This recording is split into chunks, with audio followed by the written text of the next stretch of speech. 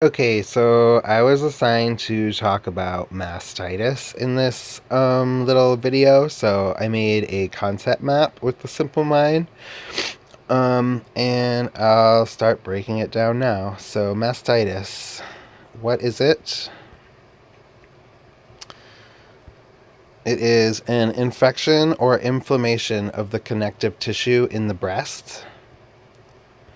This occurs primarily in lactating or engorged women, and it's typically caused by Staphylococcus aureus, Haemophilus influenzae, and Haemophilus streptococcus species.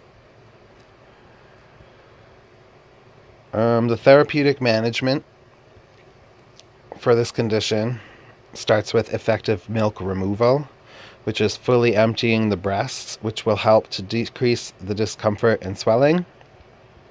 Pain medications to put the patient on should include non-narcotic NSAIDs or anti-inflammatory meds, and always an antibiotic therapy. Typically, both types of mastitis are treated with a penicillinase-resistant penicillin or cephalosporin. So your nursing assessment will include assessing for risk factors in the patient's history. These can include poor hand hygiene or tight clothing, ductal abnormalities, nipple cracks and fissures, lowered maternal defenses related to fatigue, poor support of the breasts, failure to breastfeed or missed feedings. To diagnose, it's based simply on basis of localized unilateral erythema with associated fever. The unilateral is really important as it pertains to mastitis. And it's differentiated from engorgement because engorgement typically will involve bilateral whole breasts.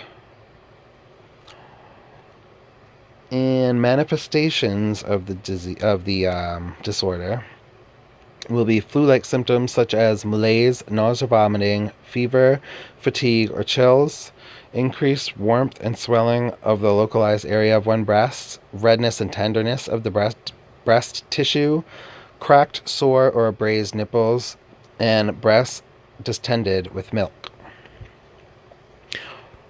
And finally, I have some general education techniques, general management education and techniques.